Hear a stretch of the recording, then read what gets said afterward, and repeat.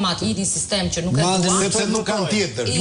Sepse nuk kanë tjetër. Nuk besoj që është kaq e thjeshtë. Sepse këta 90 veta. Kjo është të rrej me një që i kupton se si...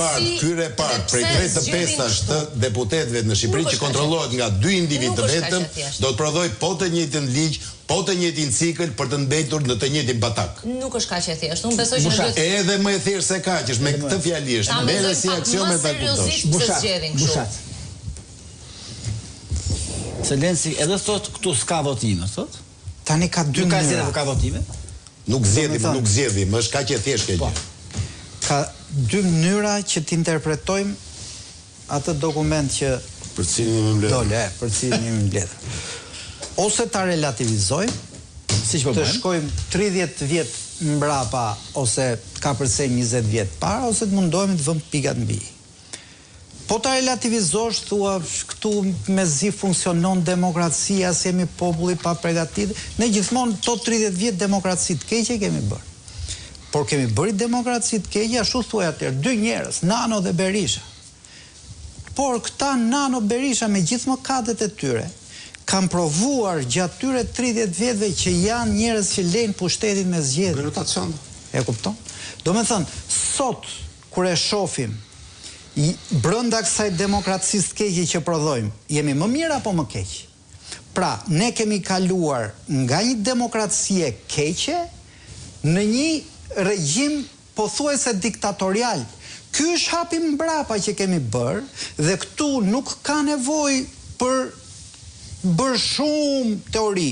Këtu ka nevojë, qofse jemi në një regjim autokratik, kush është autokrati?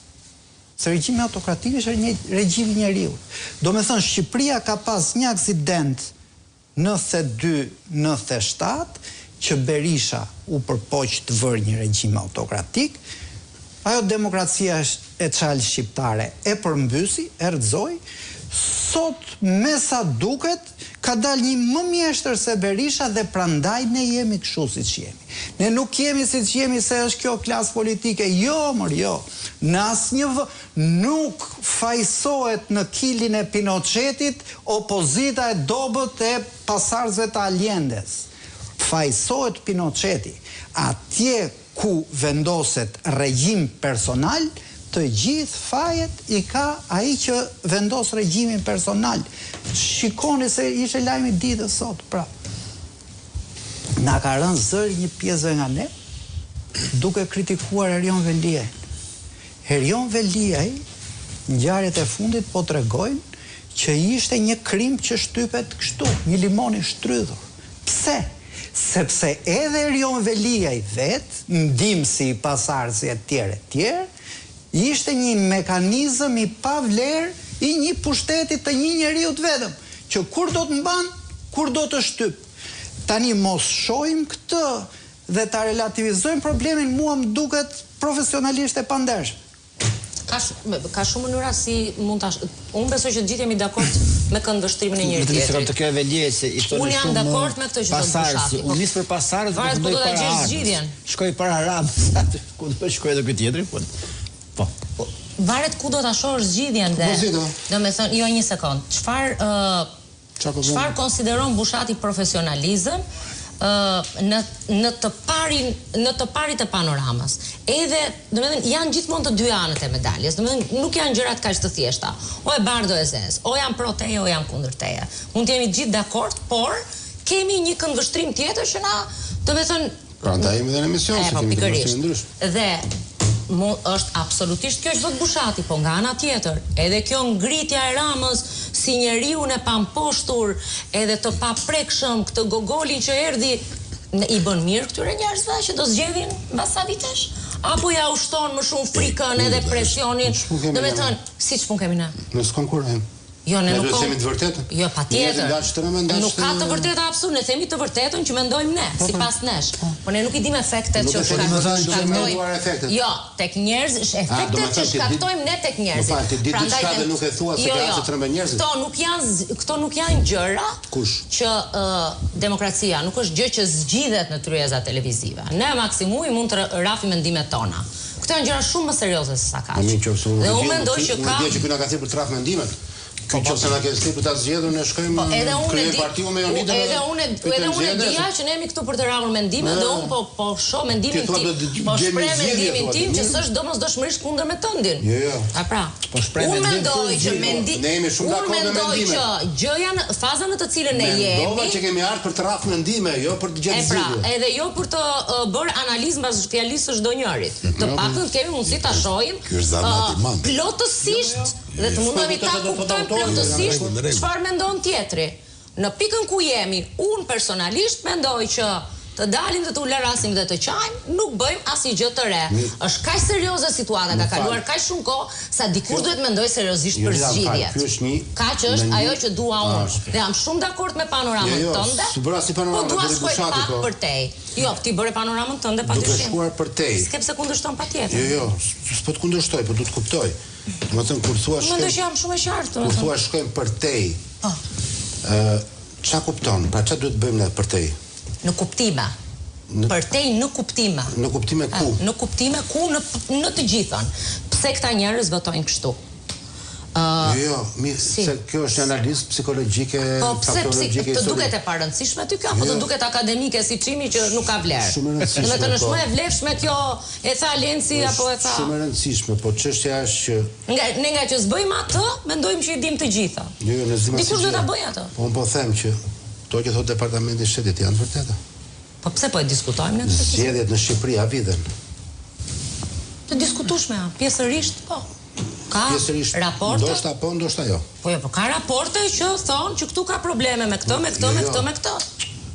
Tani më thuaj ti në çmas vidhen, bëj një studim, më thuaj në çmas vidhen, do të jeni serioz. Do ta bëj javës tjetër, po them. Po ta kishte bërë para një jave se kanë kohë që kanë bërë zgjedhje. Në debate vim për të shprehur mendimet tona. Po atë po bëjmë. Unë mendoj që vidhen, ti më thua që a ke ndonjë studim sipas te po të pyesun.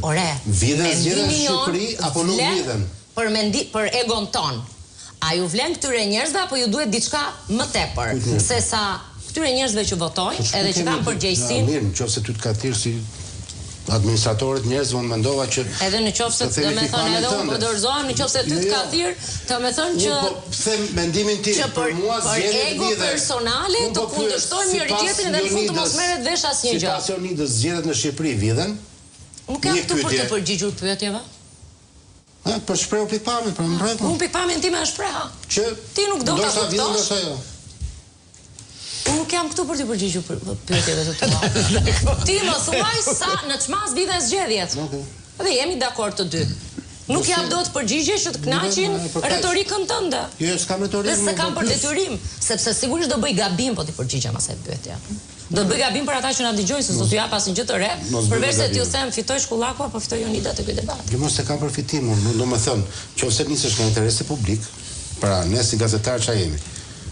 Ne jemi trupat ndërmjetme midis pushtetit ekzekutiv, në çmas vidhen këto zgjedhje. Është diskutim akademik. Jo, s'është akademik, ne këtë në çmas vidhen këto zgjedhje. Vërtetat tona, investigimet tona, faktet tona, ne mundohemi t'ja përcjellim opinionin publik me sa vërtetësi ne mundemi, sepse vërteta është subjektive dhe njerëzit ta gjykojnë për një realitet caktuar.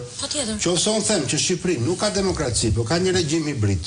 Qofse unë them që Shqipëri ka një pushtet njeriu të vetë, që po të pyesu të bëjmë një quiz, ju them emrat e ministrave, asnjë nga ju nuk i di. Unë them që ky pushtet nga buron. Buron nga çfarë? Nga zhduka demokracisë brendshme brenda Partisë Socialiste që tha Lenci. Vjen nga vjedhja e pas ka thënë Lenci një gjë. Po patjetër që sapo e tha. Vjen nga aktivizimi i grupeve kriminale në zgjedhje. Vjen nga vjedhjet e parave publike për të investuar në fushat elektorale. Pra Erion Velia vjedh 50 lekë e 50 si janë në fushat, fiton zgjedhjet në Tiranë. Vjedhen lekë incenerator nuk ka. Dhe këto janë në fushat.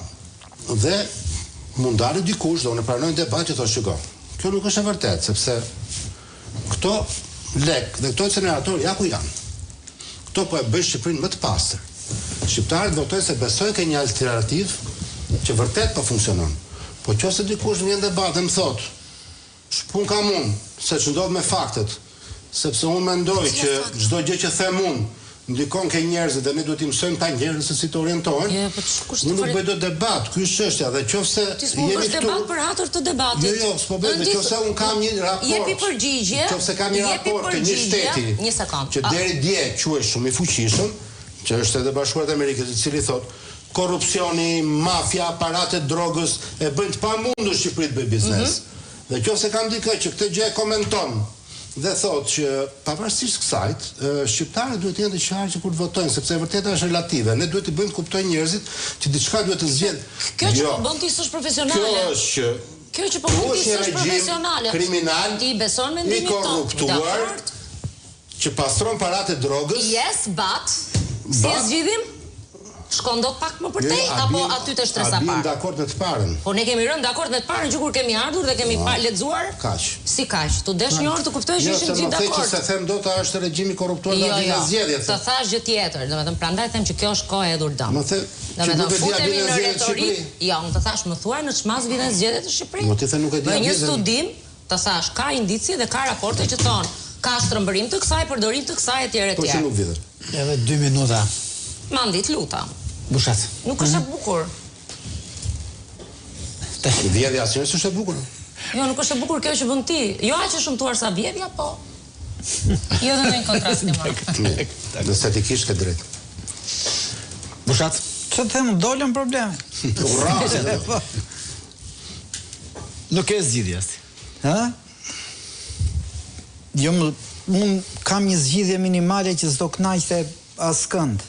Çdo njeri që mendon se ky vend mund të bëhet pak më i mirë, është më mirë të luftoj që të kthehemi ke ajo demokracia e përçudnuar që kishim, pra më mirë demokracia më e keqe e mundshme sesa një autokratizëm i një njeriu të vetëm.